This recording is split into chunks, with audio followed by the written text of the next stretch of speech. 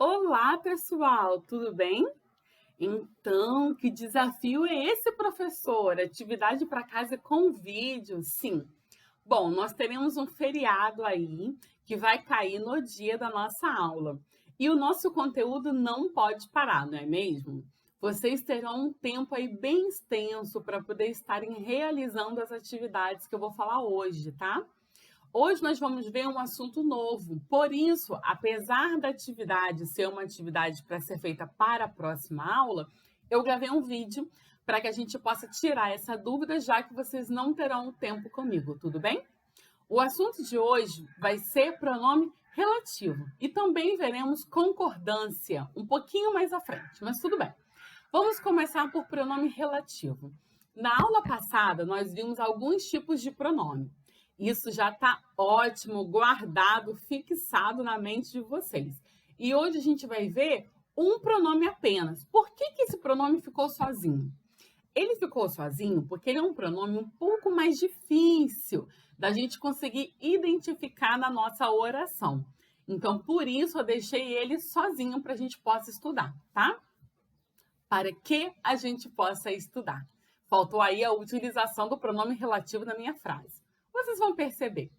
Bom, pronomes relativos são aqueles que retomam um termo antecedente, né? Um termo que já foi citado, tá bom? Ele já foi dito.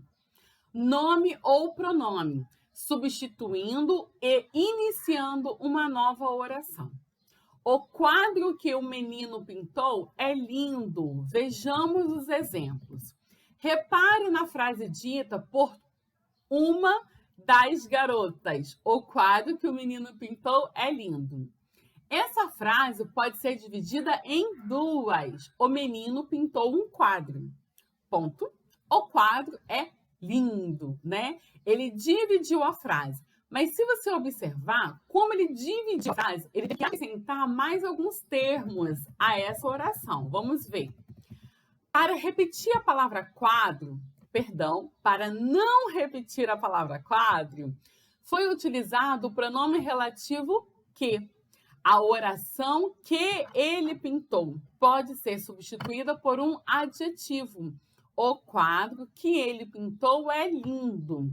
O quadro pintado é lindo. Então, eu tiro toda essa parte, né, do que ele pintou, substituo apenas por pintado. E pintado é o adjetivo da palavra quadro. Para aí que deu confusão na minha mente. Então, vamos com calma. Volta a fita, né? Para a gente rever novamente. A frase é: o quadro pintado é lindo. A palavra quadro é um substantivo, já sabemos, não é? Quando eu digo que o quadro foi pintado, a palavra pintado é um adjetivo. E esse adjetivo, ele está substituindo todo um trecho que foi dito na frase anterior, que ele pintou. Então, todas essas palavras, né, essas três palavras que ele pintou, foi substituído pelo adjetivo pintado, tá? Vocês estão observando tudo aí no livro de vocês. Para quem está um pouco perdido, eu acho que eu não comentei qual página nós estávamos, né? Estamos agora na página 75, tá bom? Observe os pronomes relativos. Eles podem ser variáveis e invariáveis. E as regras são as mesmas dos outros. Então, vamos seguir. O pronome relativo quem tem como antecedente uma pessoa ou um ser personificado. Então, o pronome quem vai ser utilizado somente para fazer referência a pessoas ou a um termo personificado. Como assim, professor, um termo personificado? Quando eu dou características humanas a alguma coisa, tá? Não tem quando a gente está lendo uma história, né? Na fábula que a gente já leu que os animais falam, várias outras histórias onde objetos falam. Isso se chama personificar, dar características humanas a seres inanimados, tá bom? Então, vejamos os exemplos. O menino é quem vai viajar para Paris. Então, nós temos uma pessoa, que é o menino, e o pronome relativo quem, que vai fazer diretamente referência a uma pessoa, tá bom? Os pronomes relativos que, quem e qual e as suas flexões, né, que estão no quadro que vocês viram na página anterior, podem ser precedidos, né, de preposição dependendo do verbo. Então, antes dele, pode-se haver o uso de uma preposição. São muitos os problemas contra os quais precisamos lutar. Quem luta, luta contra alguma coisa ou algo, né? O livro a que me referi é este. Quem se refere a algo ou alguma coisa. Então, é necessário que exista uns complementos a esses pronomes para que eles sejam utilizados da maneira correta, tá bom? Os pronomes relativos cujo e cuja dão ideia de posse e aparecem entre substantivos. Então, ele vai estar no meio, vai ter substantivo antes e substantivo após, tá? Concordando com o segundo gênero e número. Então, ele vai concordar com o segundo substantivo, né? O substantivo que está após o pronome aparecer. E ele vai concordar em gênero. Se o substantivo estiver no masculino, o pronome será masculino. Se o substantivo estiver no feminino, o pronome será feminino. E ele também vai concordar em número, né? No plural ou singular, tá bom? Conheci o artista cuja obra é impressionante. Observação. Após os pronomes cujo ou cuja, jamais se utiliza qualquer artigo, seja definido ou indefinido, para determinar o substantivo com o seguinte. Então, você tem ali a frase: conheci o artista cuja, né? No caso aqui é cuja, porque a palavra obra está no feminino, é impressionante. Então, você não pode dizer cuja a obra. Nunca, tá? Nunca, nunca, nunquinha, jamais. Os pronomes quanto e quanta e as suas formas, né, são considerados relativos quando, então eles não são considerados sempre, tá? É quando aparecem precedidos, né, antes dele, dos pronomes indefinidos tudo, todas, todas, tanto e tantas, tá? E tanta e tantas, né? Caso contrário, trata-se de pronome interrogativo. Então, se ele não tiver o uso desses pronomes indefinidos, ele é classificado como um pronome interrogativo. Então, atenção. O pronome relativo onde relaciona-se ao termo antecedente e refere-se exclusivamente a um lugar. A escola onde Jefferson estudava fica na zona rural de Suzano. Só uma observação que é muito importante, que é essa questão de quando usar onde e aonde. Onde a gente utiliza para fazer referência a locais fixos, tá? Algo que está ali, está parado ali. E o aonde a gente utiliza quanto à movimentação, tá? Algo está indo a algum lugar, tá bom?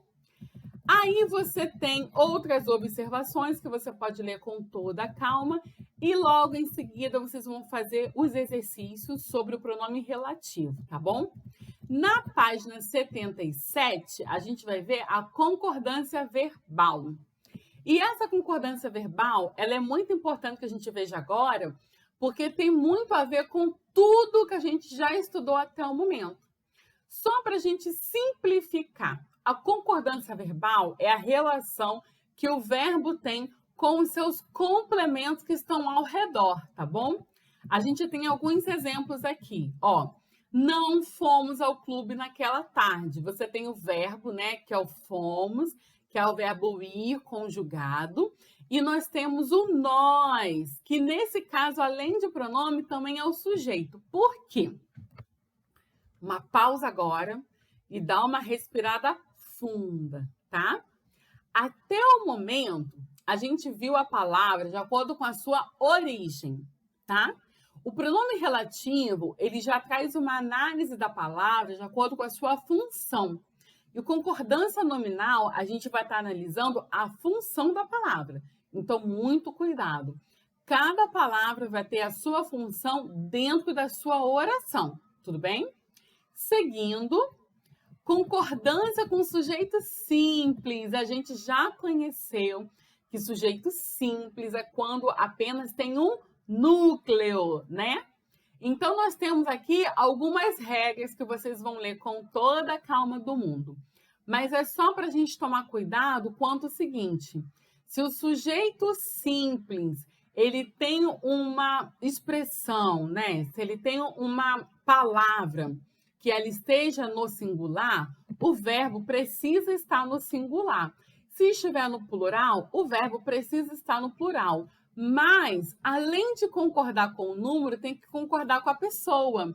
É aquela velha história de que a gente não pode dizer nós vai, entendeu? Você tem que concordar o número, né? A classificação do eu, tu, eles, tanto do sujeito quanto do verbo.